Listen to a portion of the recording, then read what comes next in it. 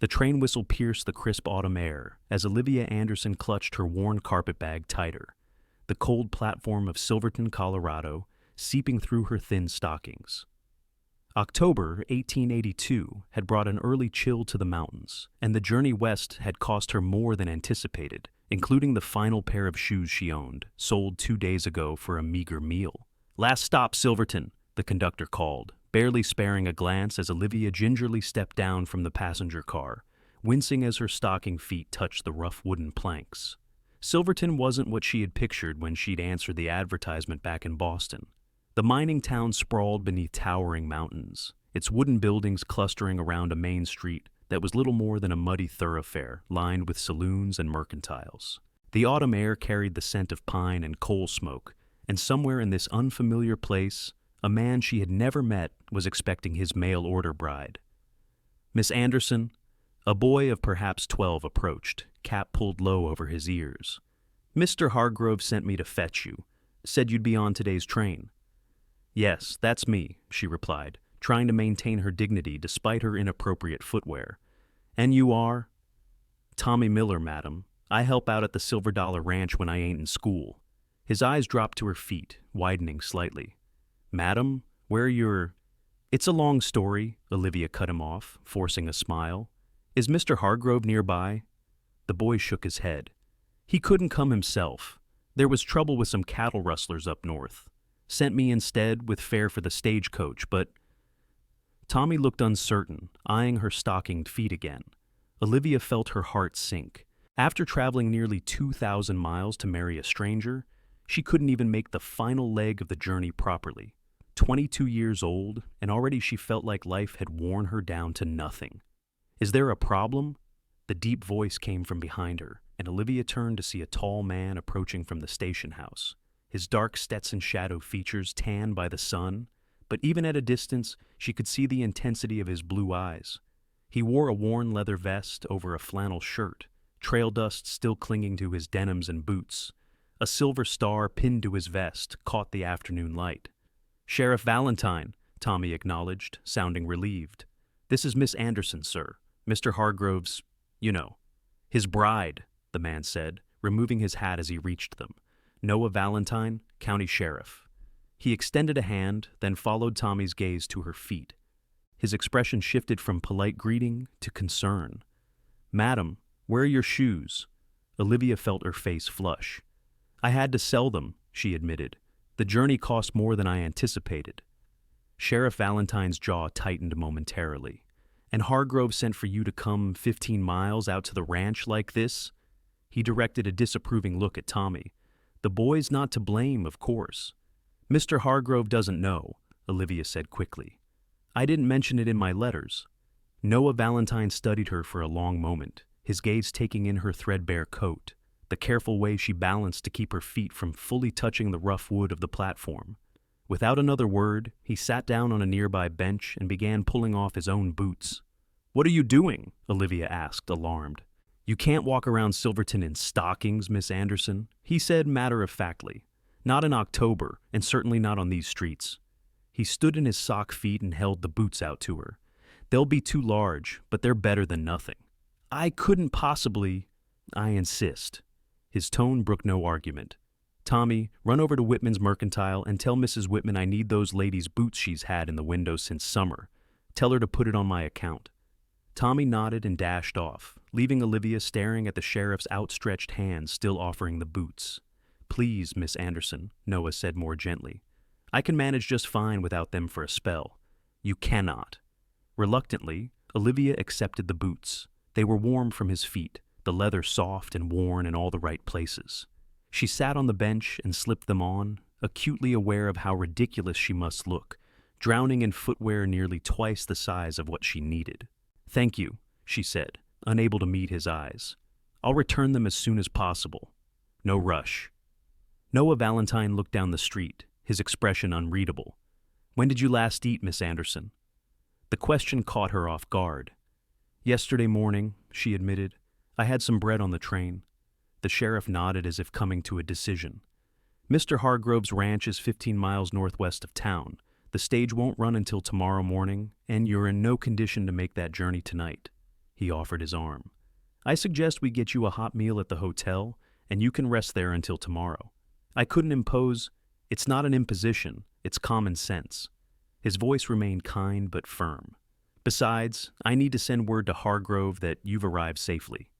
Olivia hesitated, years of careful propriety warring with exhaustion and hunger. "It wouldn't be proper for me to—" "Miss Anderson," Noah interrupted gently. "This is Silverton, not Boston. Out here, we look after folks in need. No one will think anything improper about the sheriff ensuring a new arrival's welfare." Reluctantly, she took his arm, almost stumbling in the oversized boots. Without hesitation, Noah steadied her. "Perhaps this isn't practical after all," she said, embarrassed. Noah looked down at her, then at the muddy street ahead. With a decisiveness that startled her, he bent and scooped her into his arms. "Sheriff Valentine!" she protested, mortified. "It's just until we reach the hotel," he said, already striding forward. "It's only 3 buildings down. Consider it my civic duty." Olivia was too stunned to argue further. She was acutely aware of the strength in his arms, the clean scent of soap beneath trail dust, and the steady beat of his heart against her side. People on the street paused to stare, and she felt her face burning. "Don't mind them," Noah said quietly. "Small towns run on gossip, but they're good people." "I'm not making a very dignified first impression," she murmured. "You've traveled 2,000 miles to marry a man you've never met," he replied. "I'd say that shows considerable courage, Miss Anderson. A little mud and borrowed boots don't change that." They reached the hotel, a 3-story building with Silverton Hotel painted in fading gold letters across its wooden facade. Noah carried her up the steps and through the door, where a gray-haired woman looked up from behind the front desk. "Sheriff Valentine, whatever are you—" she began. "Mrs. Hayes, this is Miss Olivia Anderson," Noah said smoothly, setting Olivia carefully on her feet. "She's just arrived from Boston to marry Richard Hargrove, but she's had some difficulties on her journey. She'll need a room for the night, and a hot meal." The woman's demeanor instantly softened. "Of course, you poor dear. Come right this way." She emerged from behind the desk, keys jingling in her hand. "We've got a lovely room on the 2nd floor with a view of the mountains." "Thank you, Mrs. Hayes. Please add it to my account," Noah said. "I can't let you," Olivia protested. "Consider it a wedding present," he replied firmly. "I'll check on you later, after I've sent word to Hargrove." Before she could argue further, Mrs. Hayes was already leading her toward the stairs, chattering about hot baths and fresh towels. Olivia glanced back to see Noah watching her, his expression unreadable beneath the brim of his hat. The bath was heavenly, the first proper one Olivia had enjoyed in over a week. Mrs. Hayes had kindly provided a borrowed nightgown and robe, taking away Olivia's travel-stained dress to be laundered. Wrapped in the borrowed garments, she sat by the window of her room, watching as lamps began to illuminate Silverton's darkening streets. A knock at the door roused her from her thoughts. "Miss Anderson, it's Sheriff Valentine. I brought you some dinner." Olivia hesitated, aware she was dressed only in nightclothes, but hunger won out. "One moment, please." She wrapped the robe more securely around herself and opened the door. Noah Valentine stood there holding a tray, laden with a steaming bowl of stew, fresh bread, and a pot of tea. His eyes widened slightly at her appearance before he quickly averted his gaze. "Forgive me, I didn't realize—" "No, it's all right," Olivia said, opening the door wider. "Mrs. Hayes has my clothes. Please, come in." He entered cautiously, setting the tray on a small table near the window. "I've sent a telegram to Hargrove's ranch," he said, keeping a respectful distance. His foreman replied that he'll be in town tomorrow afternoon to meet you. "Not Mr. Hargrove himself?" Olivia asked, trying to hide her disappointment. Noah's expression tightened. "The foreman said he's still dealing with those rustlers. Apparently they've lost a good number of cattle." Olivia nodded, trying not to feel slighted. After all, Richard Hargrove was a businessman first. That's what had appealed to her about his advertisement, a pragmatic arrangement between two people seeking stability rather than romance. "I see Mrs. Whitman sent these up as well," Noah said, indicating a pair of ladies' boots beside the tray. "They should fit better than mine." "Thank you," Olivia said sincerely, "for everything. I don't know what I would have done if—" "Anyone would have done the same," he interrupted, though they both knew that wasn't necessarily true. "I should let you eat while it's hot. Would you join me?" The invitation surprised even her. "That is, if you haven't already eaten." Noah hesitated, then shook his head. "It wouldn't be proper, Miss Anderson. You're soon to be a married woman." The reminder stung, though she couldn't say why. "Of course, forgive me." "Nothing to forgive." He moved toward the door. "I'll check on you in the morning. The stage to Hargrove's ranch leaves at 10. After he departed, Olivia ate the stew rich with beef and vegetables and wondered what kind of man her fiancé would be. Richard Hargrove's letters had been cordial but businesslike, outlining his ranch, his success as a cattle breeder, and his desire for a wife who could manage a household. At 27, he was established and respected in the territory. It was a good match for a woman with no family and few prospects in Boston. She tried not to compare him to the sheriff, who had shown more kindness to her in one afternoon than she'd experienced in years. Morning brought sunshine streaming through the window and a knock at her door. Mrs. Hayes stood there with Olivia's freshly laundered dress and a breakfast tray. "Sheriff Valentine asked me to tell you he's been called out to the Peterson place," she explained. "Some trouble with trespassers. He said to be sure you take the stage and that Mr. Hargrove's foreman will meet you in town this afternoon." Olivia felt a pang of disappointment, but nodded her thanks. After dressing and eating, she tried on the new boots, a simple brown leather pair that fit well enough, though they were slightly stiff. Mrs. Hayes helped her pin up her auburn hair and even provided a ribbon to secure it. "You make a lovely bride," the older woman said approvingly. "Mr. Hargrove is a fortunate man." "You know him?" Olivia asked eagerly. Mrs. Hayes nodded. "He comes to town every few weeks for supplies. Keeps to himself mostly, but he's fair in his dealings. Built that ranch from nothing over the last 5 years. And he's kind." The older woman paused. "He's respected," she said carefully. "A serious man, focused on business, but that's what makes a successful rancher out here." It wasn't quite the answer Olivia had hoped for, but it aligned with the impression she'd formed from his letters. She gathered her few belongings and thanked Mrs. Hayes for her hospitality. At the stagecoach, Olivia was surprised to see Noah Valentine waiting, his horse tethered nearby. He'd clearly ridden hard, dust covering his clothes. "Sheriff," she greeted him, oddly pleased to see him again. "Mrs. Hayes said you were called away." "I was," he confirmed, "but I wanted to see you off properly." He eyed the boots she wore. "Those fit better?" "Much better, thank you." She held out his own boots, wrapped in paper. "These belong to you." Their hands touched briefly as he accepted them, and Olivia felt a strange flutter in her chest. This was ridiculous. She was engaged to be married, to a successful rancher who offered security and respectability. "I've paid for your passage," Noah said, nodding toward the stagecoach. "The driver knows to take you directly to the Silver Dollar." "You've been far too generous, Sheriff Valentine." "Noah," he corrected her, "and it's nothing truly." The stagecoach driver called for passengers, and Olivia knew it was time to go. "I hope we'll meet again," she said impulsively. Something flickered in Noah's blue eyes. "Silverton's a small town, Miss Anderson. I expect we will." He helped her into the coach, his strong hand steady at her waist. As the horses pulled away, Olivia looked back through the window to see him standing in the street, watching until the coach turned a corner and he disappeared from view.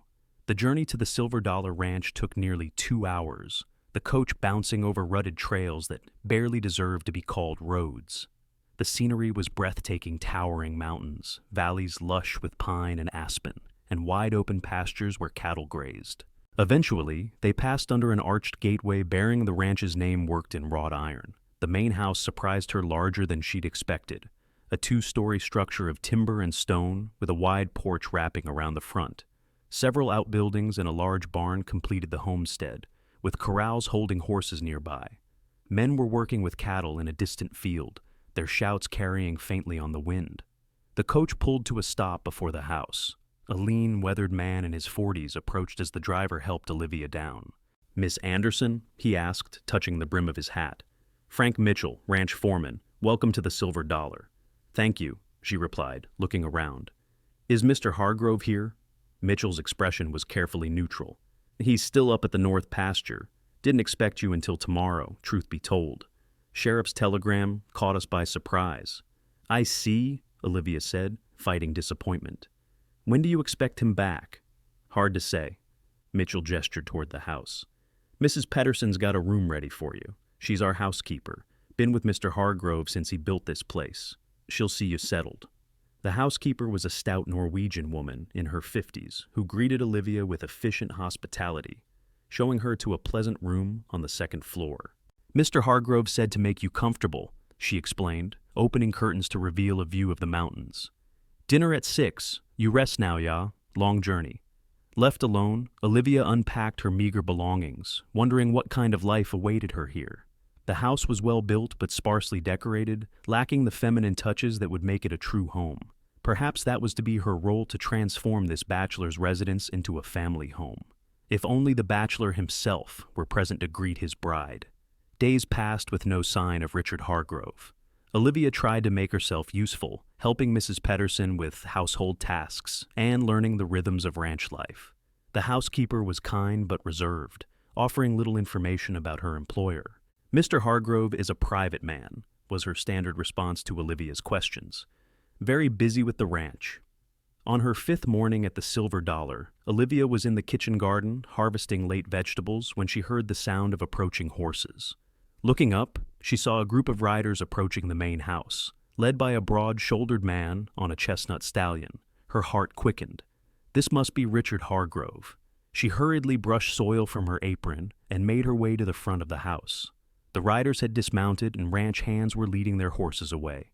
The man she presumed to be Hargrove was speaking with Mitchell, his back to her. "Mr. Hargrove," she called. He turned, and Olivia's first impression was of a handsome, austere face beneath a shock of sandy hair.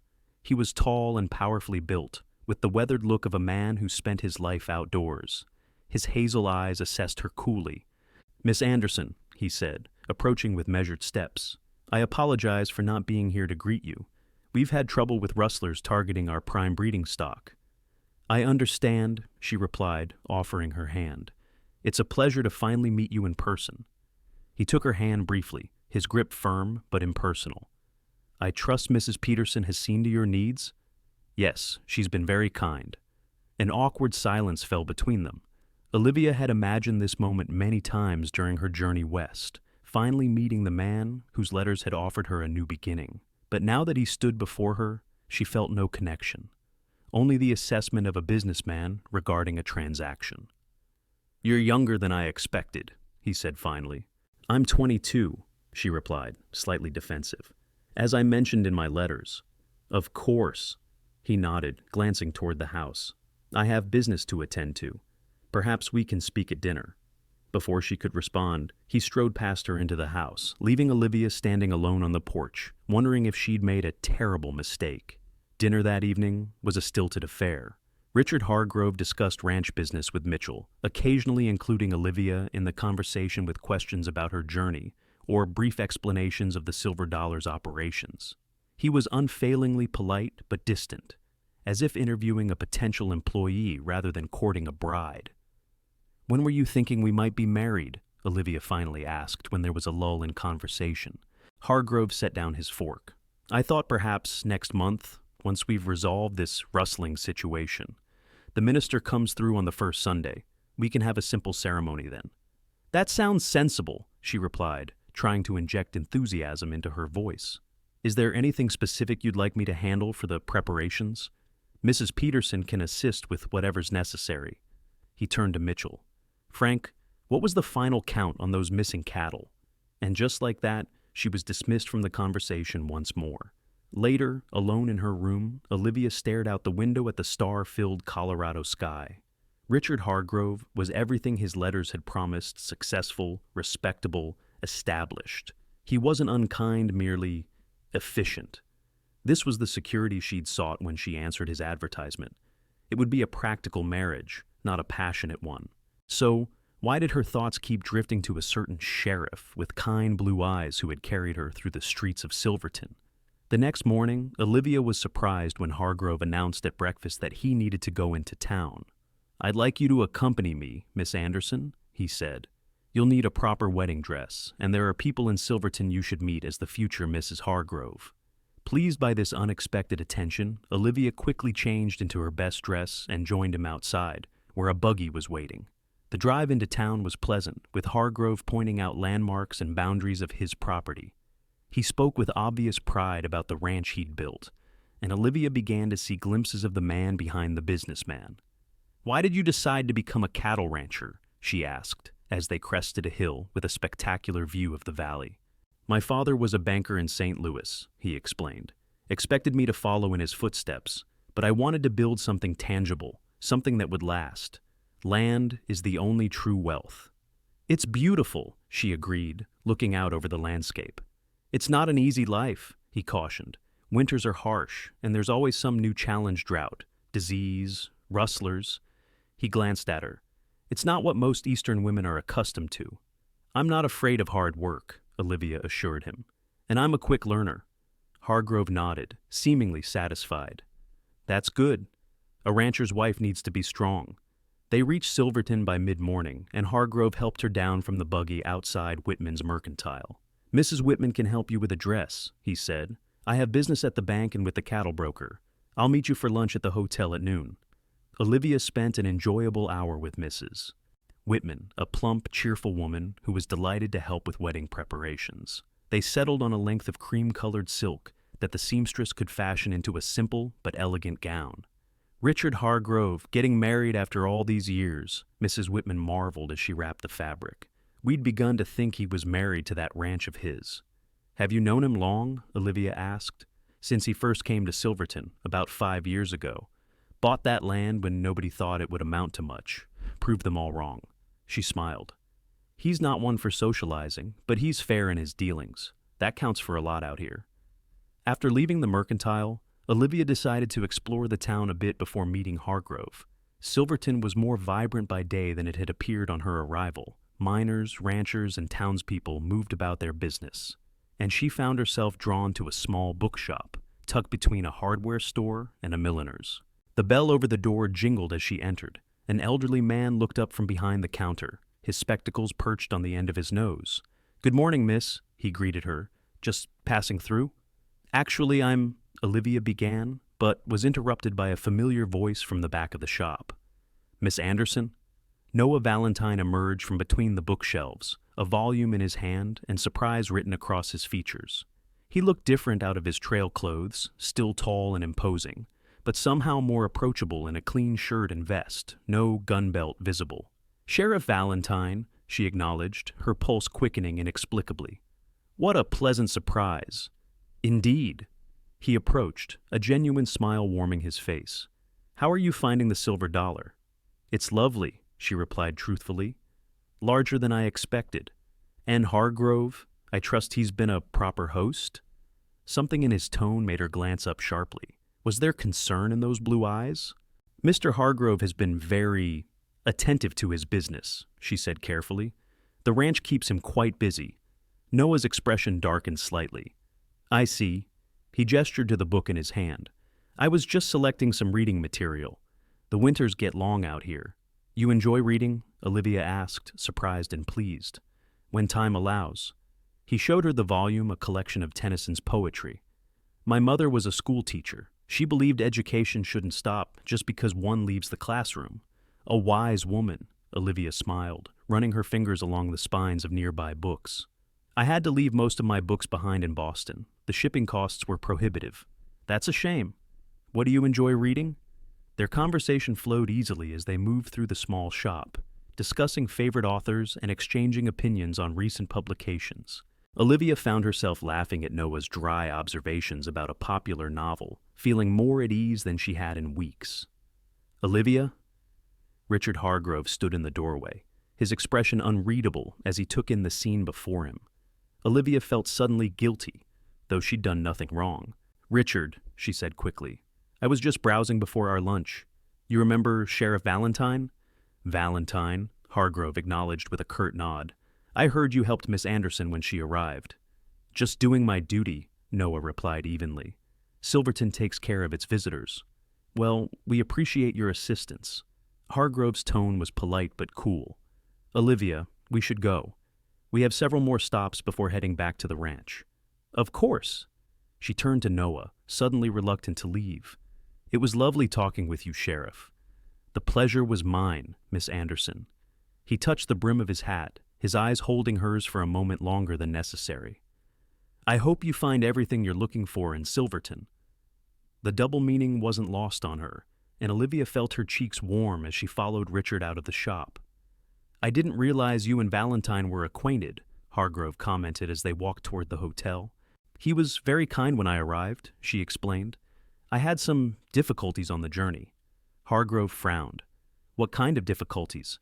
Olivia hesitated, then decided honesty was important. "I had to sell my shoes for food. The journey cost more than I anticipated." He stopped walking to look at her directly. "You arrived in Silverton without shoes?" "Yes. Sheriff Valentine lent me his boots and carried me to the hotel." Seeing his expression darken, she added hastily, "It was a kindness, nothing more." "I see," Hargrove resumed walking, his pace brisker. "You should have written to me if you needed additional funds for your journey." "I didn't want to impose," she admitted. "You'd already sent the train fare." "I'm not a poor man, Olivia. My wife should never want for necessities." He sounded almost offended, as if her poverty reflected poorly on him. "In the future, you must be more forthcoming about such matters." "Of course," she agreed, though something about his reaction troubled her. Lunch at the hotel was pleasant enough, with Hargrove introducing her to several business associates who happened to be dining there. They all treated her with polite interest, clearly curious about the woman who had captured the elusive rancher's attention. Afterward, they visited the bank and several other merchants, with Hargrove making a point of introducing her as his future wife.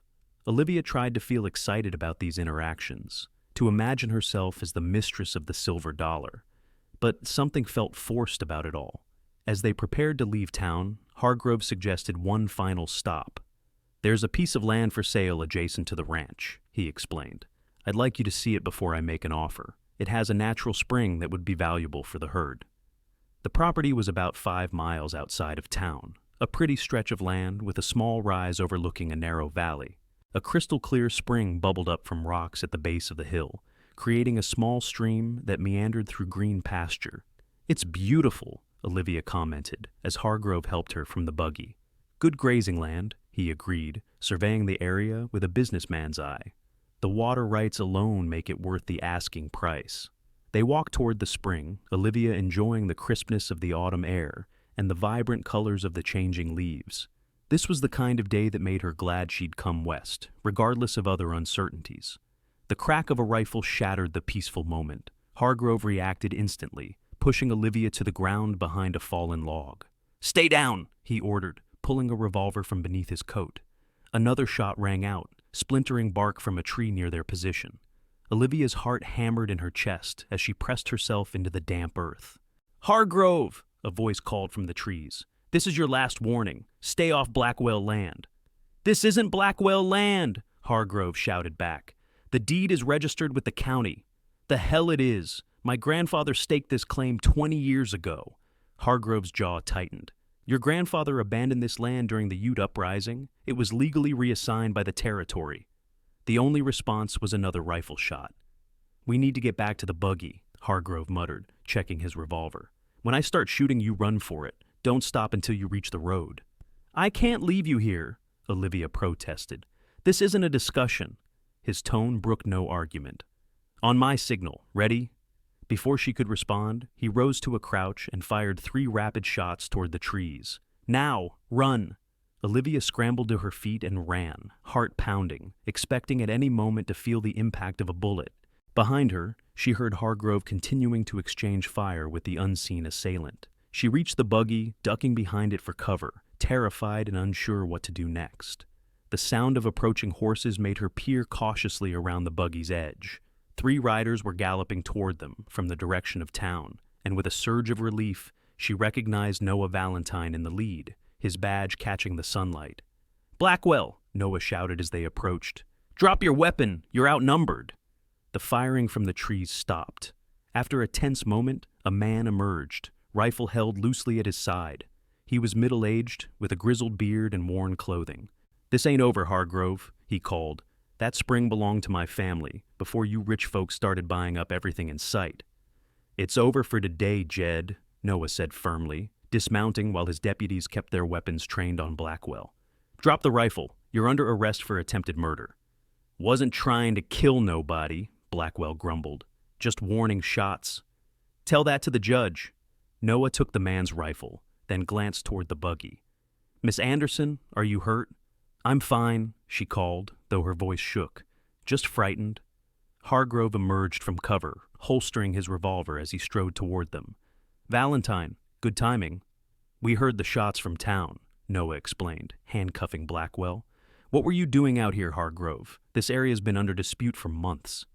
Looking at my next investment, Hargrove replied coolly. Blackwell's claim was invalidated years ago, as the county records clearly show. Maybe so, but bringing a lady into the middle of a land dispute wasn't the wisest decision. Noah's tone was professional, but Olivia detected an undercurrent of anger. I didn't expect trouble in broad daylight, Hargrove countered. Besides, Olivia should know what she's getting into as my wife. Noah's gaze shifted to Olivia, who had emerged from behind the buggy. Are you certain you're all right, Miss Anderson? Yes, she assured him, though she was still trembling. Thanks to Mr. Hargrove's quick thinking. One of the deputies took charge of Blackwell, leading him away on his horse, while the other collected the discarded rifle. I'll need statements from both of you, Noah said, but it can wait until tomorrow. For now, I suggest you head back to town or the ranch.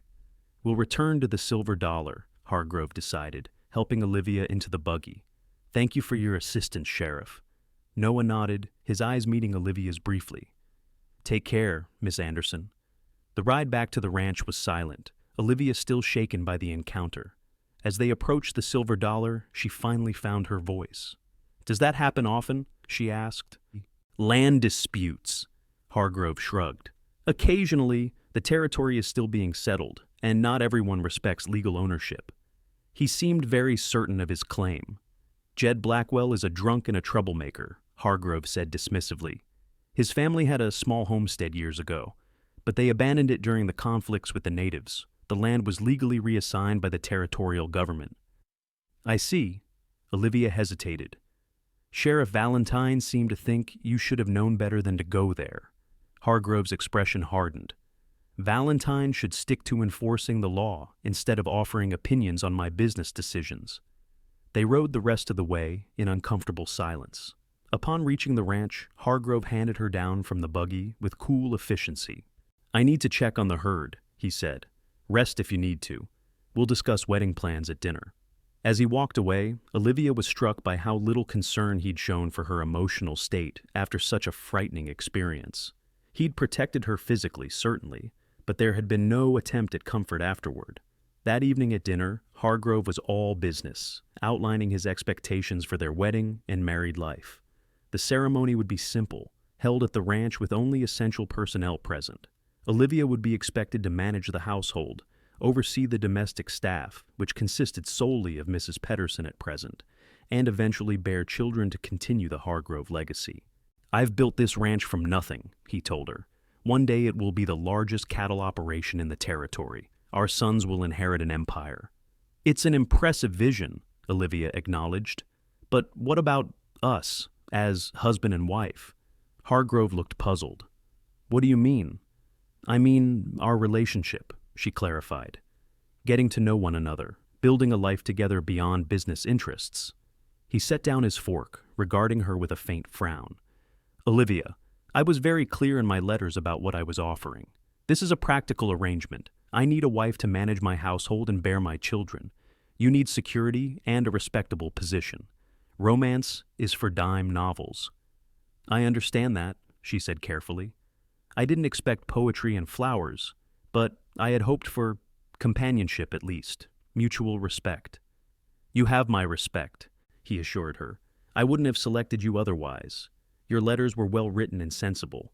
You come from a good family, despite your reduced circumstances. It was all so logical, so devoid of emotion. Olivia tried to imagine years stretching ahead of her in this house, with this man who saw her as little more than an acquisition, a necessary component in his empire building. I think I need some air, she said, rising abruptly. Would you excuse me? Without waiting for his response, she fled to the porch, drawing deep breaths of the cool evening air. The mountains loomed dark against the twilight sky, vast and implacable. For the first time since leaving Boston, Olivia wondered if she'd made a terrible mistake. The next morning, she told Hargrove she needed to go into town to check on her wedding fabric. The lie came easily, surprising her. Take Mitchell with you, Hargrove instructed. After yesterday's incident with Blackwell, I'd prefer you not travel alone. The foreman was quiet company on the ride to Silverton, answering her questions about the ranch, but volunteering little information of his own. He left her at the mercantile with a promise to return in 2 hours.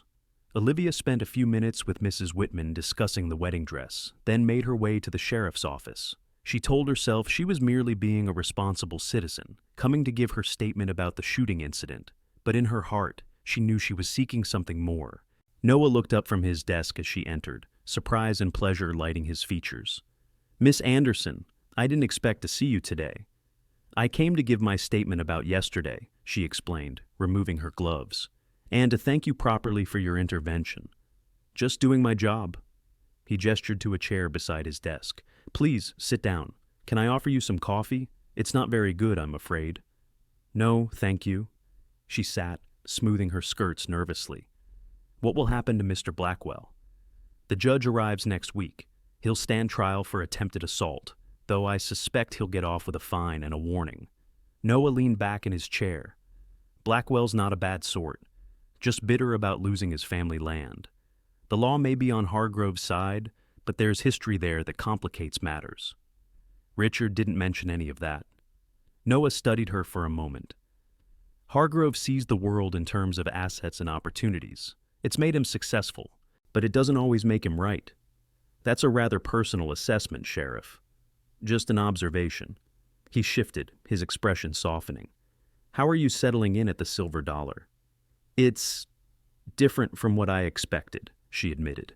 "The ranch is beautiful, and everyone has been kind, but—" "But?" he prompted gently when she trailed off. Olivia shook her head. "It's nothing. I'm still adjusting to the West, that's all. Boston seems very far away." "It is far away," Noah agreed, "in more ways than distance. People come here for new beginnings, but they bring their old selves with them. Sometimes that works out, sometimes it doesn't." "Why did you come west?" she asked. "To escape expectations," he said simply. "My father wanted me to join the family law practice back in Pennsylvania. I wanted something else, though I couldn't have told you what at the time." He smiled faintly. "Turns out I ended up enforcing the law anyway, just with a star instead of a suit." "Do you regret it?" "Not for a moment." His gaze was steady. "The West isn't easy, but it's honest. A person can build the life they truly want here, not just the one they're told they should have." His words resonated deeply, making Olivia question her own choices.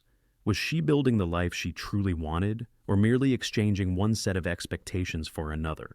"I should go," she said, rising suddenly. "Mitchell will be waiting." Noah stood as well. "Of course. About your statement. Can we do that another time? I find I'm not feeling well." Concern crossed his features. "Certainly. Are you all right?" "Just a headache," she lied. "Thank you for your time, Sheriff." "Noah," he corrected her gently. "After everything, I think we can dispense with formalities when it's just us." "Noah," she echoed, the name feeling right on her lips. "Goodbye." She hurried from the office, confused by the tumult of emotions within her. She had come to Colorado to marry Richard Hargrove, to secure a future that had seemed impossible in Boston after her parents' deaths. It was the sensible choice, the safe choice. So why did she feel as though she were walking away from something vital every time she left Noah Valentine's presence? The next 2 weeks passed in a blur of wedding preparations. Olivia threw herself into the work, helping Mrs. Peterson deep clean the house and prepare for the small reception that would follow the ceremony. Her dress was finished, a simple but elegant creation that Mrs. Whitman had worked on diligently. Richard was often absent, dealing with ranch business and the ongoing dispute over the spring property. When he was present, he was cordial but distant, treating Olivia more like a business partner than a bride-to-be. They never discussed the shooting incident again, nor did he ask about her feelings regarding their impending marriage. 3 days before the wedding, Olivia was in the kitchen garden when a ranch hand approached. "Miss Anderson, Sheriff Valentine's at the house asking for you." Her heart leapt, though she tried to maintain a composed expression. "Thank you. I'll go right away." Noah was waiting on the porch, hat in hand. He looked tired, with shadows under his eyes suggesting several nights without proper sleep. "Sheriff," she greeted him, conscious of the ranch hands working nearby. "This is unexpected. Miss Anderson," He nodded formally. I apologize for the intrusion. Is there somewhere we might speak privately? Concerned by his serious demeanor, she led him to a small sitting room off the main parlor. Is something wrong? Noah closed the door behind them before speaking. I've come with some information that you should be aware of before Saturday. Before the wedding, you mean? Olivia said, tension coiling in her stomach. Yes, he took a deep breath. 2 days ago, a woman arrived in Silverton asking questions about Richard Hargrove. Her name is Eleanor Hargrove. She claims to be his wife. Olivia felt as though the floor had dropped from beneath her feet. His wife? That's impossible. He told me he'd never been married. I know. Noah's expression was grim. I've spent the past 2 days investigating her claim. She has a marriage certificate from Sacramento dated 1877. They were married for less than a year before Hargrove disappeared, with a substantial portion of her inheritance. There must be some mistake, Olivia whispered, sinking onto a nearby chair. Perhaps it's another Richard Hargrove. I'm afraid not. She identified him from a photograph, and she knows details about his background that would be impossible to fabricate. Noah knelt beside her chair, his voice gentling. I'm sorry. Olivia, I believed you should know before you proceeded with the wedding. The room seemed to spin around her. Richard, a married man, a thief who had abandoned his wife and fled with her money. The respectable rancher, whose proposal had seemed like salvation, was nothing but a fraud. Does he know? She asked numbly. That she's here? Not yet. I wanted to speak with you first. Noah hesitated. I'm going to arrest him for fraud and abandonment, but I can delay until after you've had a chance to confront him, if you wish. Olivia shook her head, tears welling in her eyes. I've been such a fool. No, Noah said firmly. You trusted a man who presented himself as honorable. The deception is his, not yours. The sound of approaching hoofbeats interrupted them. Through the window, Olivia could see Richard riding toward the house, accompanied by Mitchell. He's back, she said, wiping away tears and squaring her shoulders. I need to speak with him alone. Olivia, I don't think... Please, she insisted. Just give me a few minutes with him before you make the arrest. Noah clearly disapproved, but nodded reluctantly. I'll wait on the porch. If you need me, just call out. Richard entered the house moments later, calling for Mrs. Pedersen. When he saw Olivia in the sitting room, he paused. I didn't expect you to be in here at this hour, he commented, removing his gloves. Is everything all right? No, Richard, everything is not all right. Olivia stood, facing him directly. Sheriff Valentine is here to arrest you. His expression remained neutral, but she saw his shoulders tense. Arrest me? For what? Fraud? Abandonment? She took a deep breath. Your wife is in Silverton. For a moment, he said nothing, his face a mask of control. Then he sighed, shoulders slumping slightly. Eleanor, he said flatly, I should have known she'd track me down eventually. So it's true, Olivia whispered. You're already married. Technically, yes. He moved to the sideboard and poured himself a whiskey. It was a mistake. She was a wealthy widow looking for a handsome young husband. I was a businessman looking for investment capital. He took a sip. We both got what we wanted, then parted ways.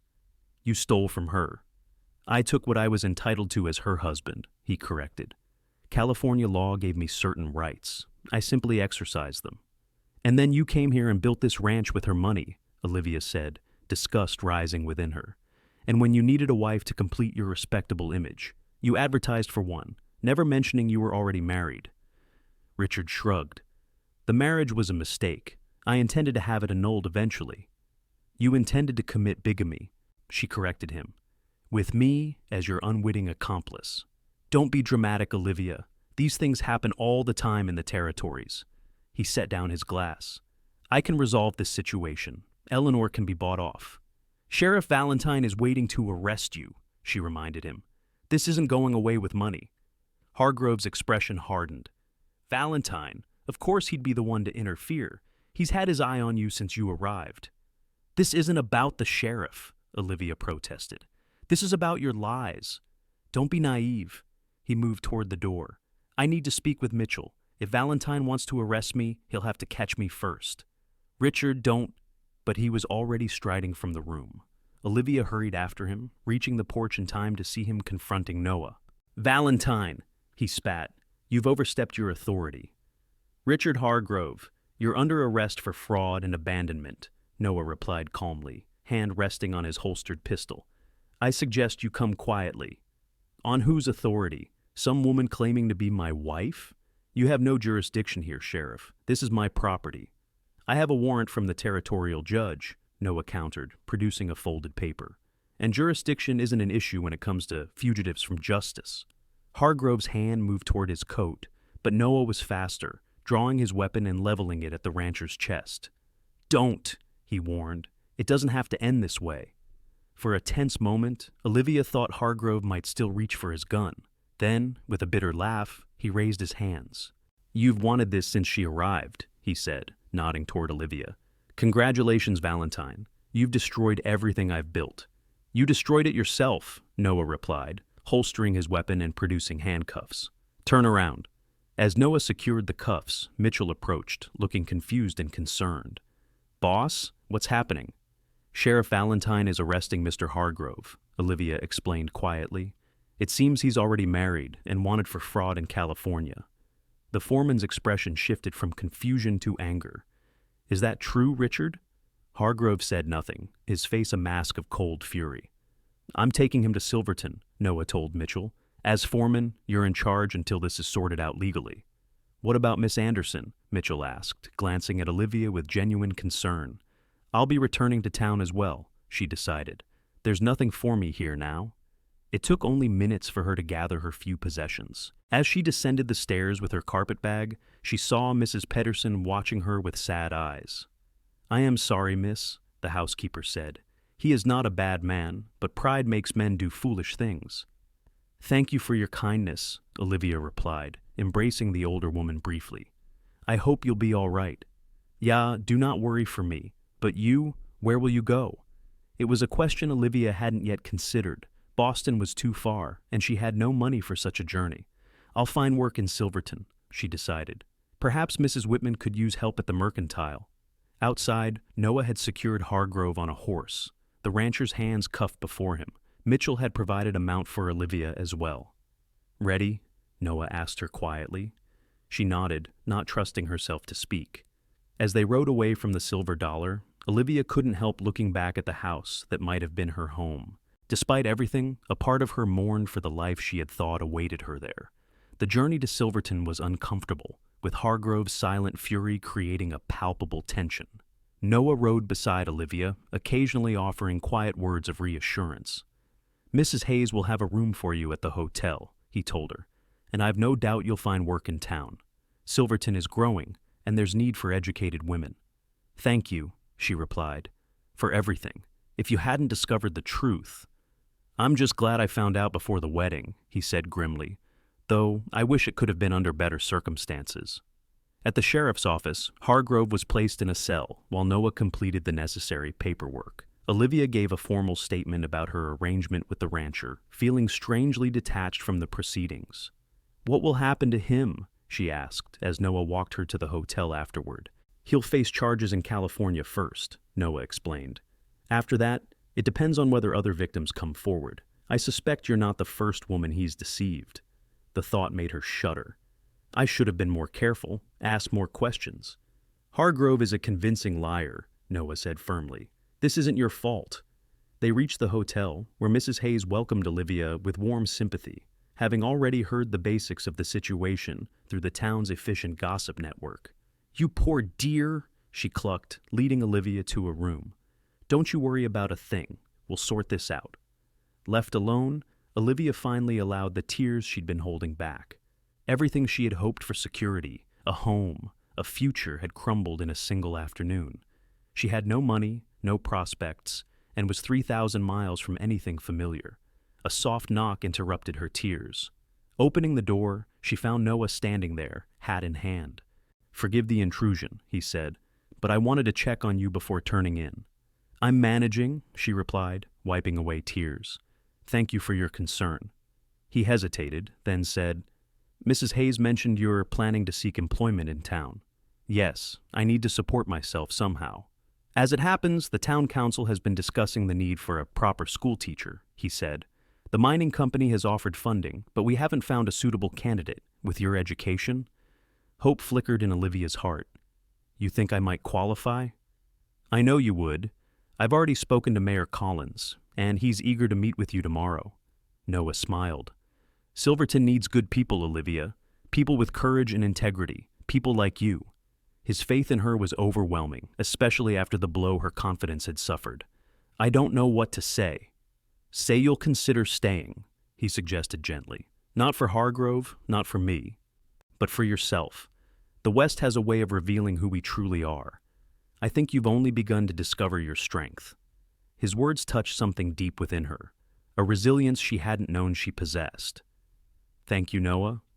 I will consider it. He nodded, seemingly satisfied. Get some rest. Tomorrow is a new beginning. As he turned to leave, Olivia impulsively called after him, Sheriff Valentine? He looked back, eyebrows raised in question. You never asked why I came west to marry a stranger. A smile touched his lips. I figured you'd tell me when you were ready. My parents died last winter, she explained. Influenza. They left debts, and there was nothing for me. No family, no prospects. She took a deep breath. Hargrove's advertisement seemed like providence, a chance for security, if not happiness. And now? He asked softly. Now I think perhaps I was looking for the wrong things, she admitted. Security isn't just about money or position. It's about being true to oneself, isn't it? That's been my experience, Noah agreed. Good night, Olivia. Things will look brighter in the morning. After he left, Olivia stood by the window, watching as lamps were lit across Silverton. This wasn't the future she had planned, but perhaps it was the one she needed a chance to build something of her own, on her own terms. The next morning, Olivia met with Mayor Collins, a robust man with a bushy mustache who was delighted by her educational background. Boston Latin School for Girls. Excellent, excellent, he enthused. We've got 23 children in need of proper schooling, ages 6 to 16. Mining families mostly, with a few ranchers' children who board in town during the week. I'd need supplies, Olivia pointed out. Books, slates, a proper classroom. The mining company has provided funds for all that, Collins assured her. They understand that educated children mean educated miners eventually. The old church building has been renovated for use as a schoolhouse. It's nothing fancy, but it's sound. By the end of the meeting, Olivia had been officially hired as Silverton's school teacher, with a small but adequate salary and lodging provided in rooms above the schoolhouse. It's settled then, the mayor said, shaking her hand firmly. School begins next Monday. That gives you a few days to prepare. Leaving the mayor's office, Olivia felt a weight lift from her shoulders. For the first time since arriving in Colorado, her future depended on her own abilities, not someone else's promises. Noah was waiting outside, leaning against a hitching post with an expectant expression. Well, he asked as she approached. I start Monday, she replied, unable to suppress a smile. Thank you for suggesting me for the position. I merely mentioned your qualifications. The rest was all you. He straightened, offering his arm. May I show you to your new home? The rooms above the schoolhouse were simple, but clean: a bedroom, a small sitting room, and a tiny kitchen. Large windows overlooked the town and the mountains beyond, filling the space with light. It's perfect, Olivia declared, running her hand along a shelf that would soon hold her books. It needs some furnishings, Noah observed, but Mrs. Whitman mentioned she has some pieces in storage you might use. Olivia turned to him, overwhelmed by his thoughtfulness. Why are you doing all this? Doing what? Helping me. You barely know me. Noah considered her question seriously. When you arrived in Silverton, you had no shoes and nowhere to go, yet you carried yourself with dignity and courage. You didn't complain or ask for charity. You faced each challenge as it came. He smiled slightly. I admire that, and I believe Silverton needs people like you, people who don't give up, who build something worthwhile. Even though I nearly married a fraud, we all make mistakes, he said simply. It's what we do afterward that matters. Over the next few days, Olivia threw herself into preparing for her new role. With Noah's help, she arranged the schoolroom, organized supplies sent by the mining company, and created lesson plans for students of various ages and abilities. News of Hargrove's deception spread quickly through town, but instead of the judgment Olivia had feared, she found only sympathy and support. Mrs. Whitman provided fabric for new curtains, Mrs. Hayes contributed linens for her rooms, and even the gruff bookshop owner offered a selection of books, suitable for molding young minds. By Sunday evening, Olivia stood in her classroom, surveying the neat rows of desks, the freshly cleaned blackboard, and the stack of books waiting to be distributed. Tomorrow would bring 23 curious children, looking to her for knowledge and guidance. The responsibility was daunting, but for the first time in months, she felt genuine excitement about the future. A knock at the schoolhouse door interrupted her thoughts. Opening it, she found Noah standing there, a small package in his hands. "I hope I'm not disturbing you," he said. "Not at all. I was just making final preparations for tomorrow." She stepped back, inviting him inside. "Would you like to see what we've accomplished?" Noah followed her into the classroom, nodding approvingly at the orderly arrangement. "Impressive. The children are fortunate to have you." "I hope I can live up to their expectations," she admitted. "It's been some time since I taught." "You taught before?" "I tutored younger students at school," she explained. "It helped offset my tuition after my father's business began to fail." Noah smiled. "Then you already have experience. The children will adore you." He held out the package. "I brought you something, a small token for your first day." Curious, Olivia unwrapped the brown paper to reveal a beautiful wooden apple, polished to a warm glow.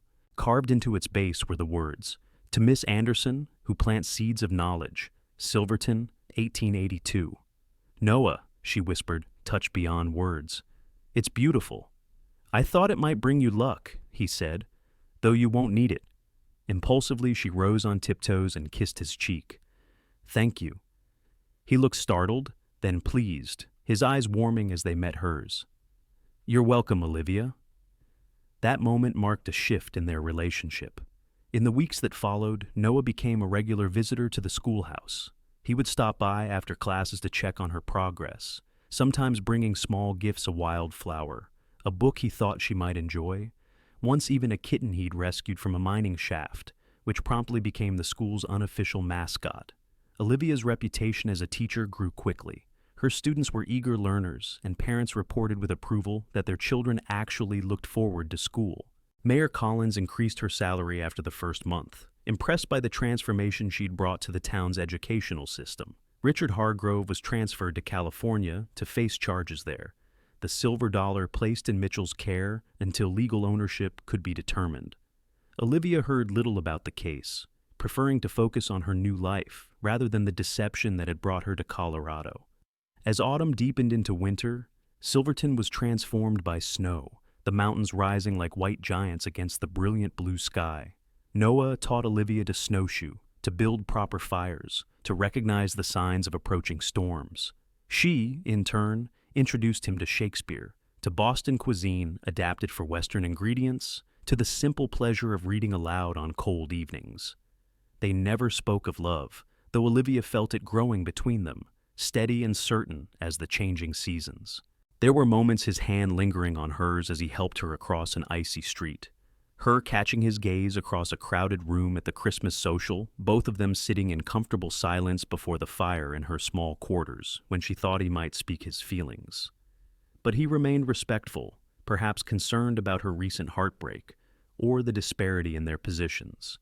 February brought the harshest weather of the season, with a blizzard that kept the town isolated for nearly a week. When the snow finally stopped, Noah organized efforts to clear roads and check on outlying homesteads. "I need to ride out to the Peterson place," he told Olivia during a brief visit to the schoolhouse. "They've got a new baby, and I want to make sure they're all right." "Be careful," she urged, concerned by the deep drifts still visible from her window. "The trails must be treacherous." "I will." He hesitated, then added, "There's something I've been meaning to ask you, Olivia. Something important. When I return—" "Yes," she prompted, heart quickening. He smiled, touching her cheek briefly. "When I return, not before. It deserves proper time and attention." That night, another storm descended on Silverton, worse than the first. Snow fell so heavily that Olivia could barely see across the street from her window. Wind howled around the schoolhouse, finding every crack and crevice, forcing her to bank the fire high to keep the cold at bay. Morning brought no relief, only more snow and word that Noah had not returned from his mission to the Peterson homestead. He wouldn't have tried to come back in this, Mayor Collins assured her when she expressed concern. He'd have stayed at the Petersons until it passed. But as a second day dawned with no sign of the sheriff, worry gnawed at Olivia. When volunteers began organizing a search party, she insisted on joining them. "It's no place for a lady," the deputy protested. "The trails are dangerous and—" "I'm coming," she stated firmly. "I've learned to snowshoe, and I know the way to the Peterson place.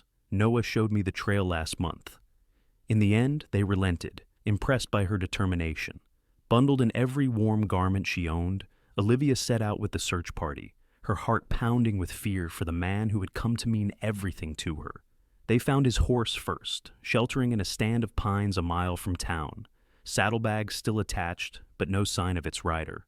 Tracks, nearly obliterated by fresh snow, led away from the horse toward a steep ravine. "He must have gotten disoriented in the whiteout," one of the searchers said grimly. "If he went down that slope—" "Noah wouldn't get disoriented," Olivia insisted. "He knows these mountains better than anyone." She moved carefully to the edge of the ravine, scanning the white expanse below. A flash of dark color caught her eye, something that didn't belong in this world of white and gray. "There," she pointed. "Something's down there." The men crowded around, squinting into the ravine. "It could be him," the deputy acknowledged. "Johnson, Carter, circle around and see if there's a safe way down. The rest of us will prepare ropes." "I'm going with them," Olivia declared, already moving in the direction the deputy had indicated. It took precious minutes to find a passable route to the bottom of the ravine. By the time they reached the dark shape half buried in snow, Olivia's lungs burned from the cold air and exertion.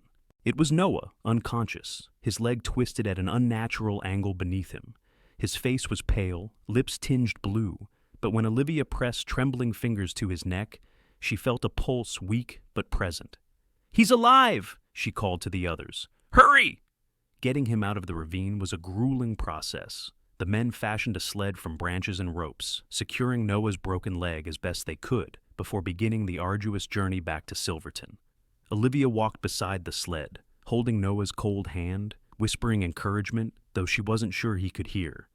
"Stay with me," she pleaded. "Please, Noah, don't leave me now."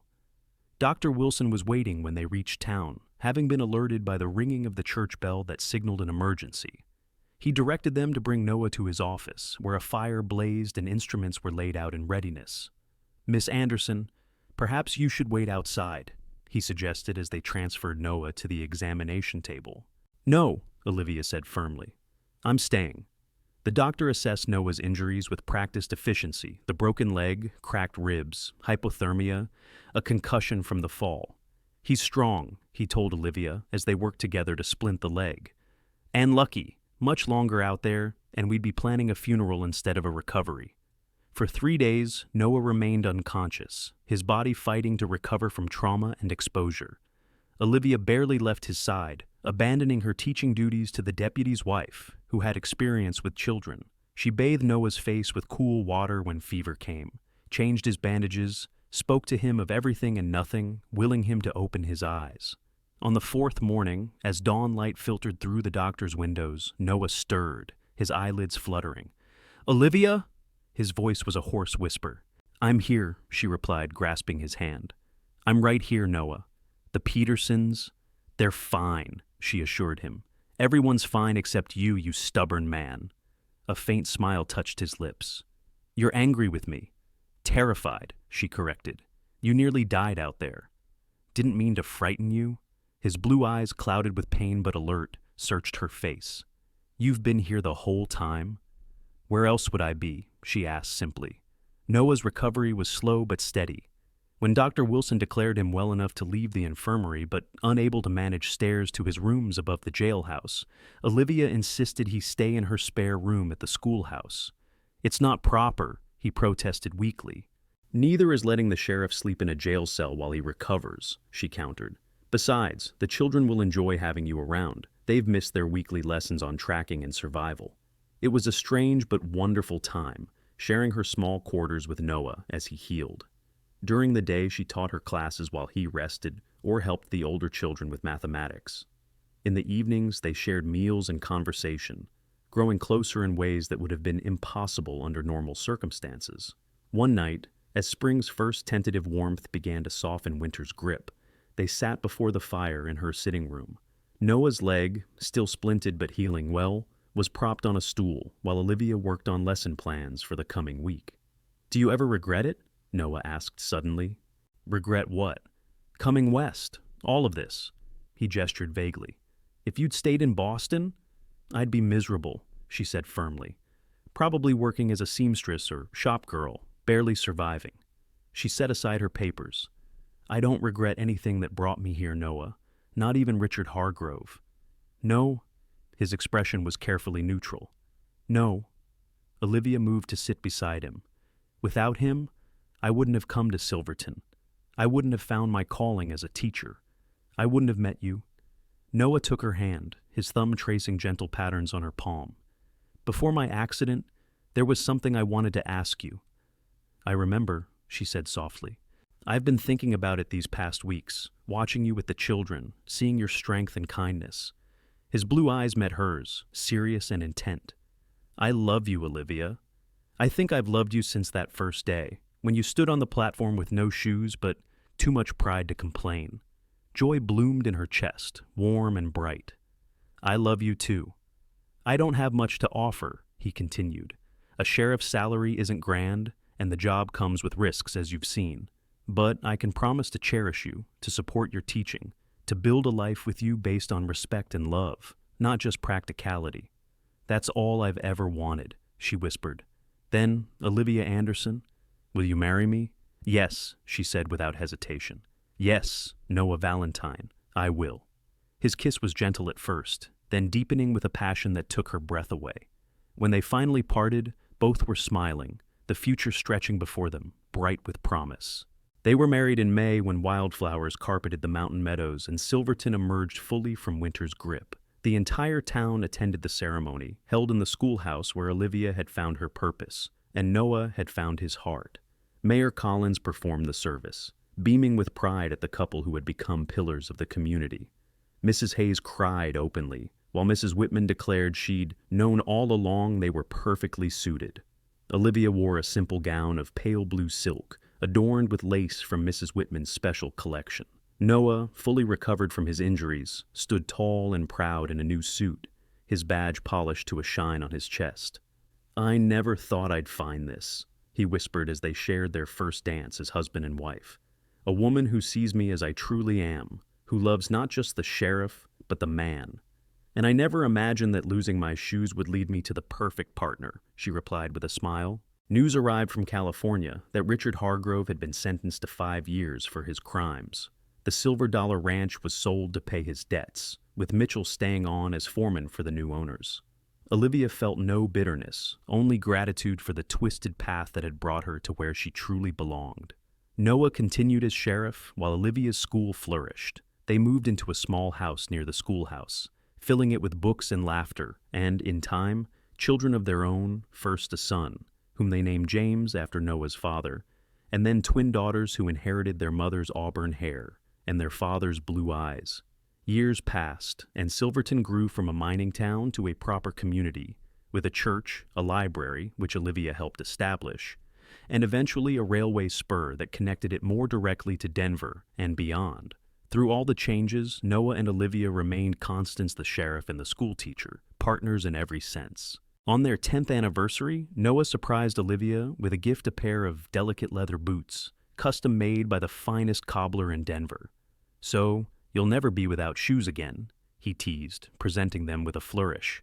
"I don't know," she replied mischievously. "Being shoeless worked out rather well for me last time. A handsome sheriff gave me his boots and carried me home." "Anne would do so again in a heartbeat," Noah assured her, gathering her into his arms. "Across any distance, through any storm." "I know," Olivia said, resting her head against his chest. "That's why I'll follow you anywhere, with or without shoes." In Silverton, their story became something of a legend. The mail-order bride with no shoes, the sheriff who carried her to safety, and the love that grew from an act of simple kindness. And in the years that followed, whenever newcomers arrived in difficult circumstances, they found a community ready to help, inspired by the couple who had taught them that sometimes the most unexpected beginnings lead to the most beautiful destinations.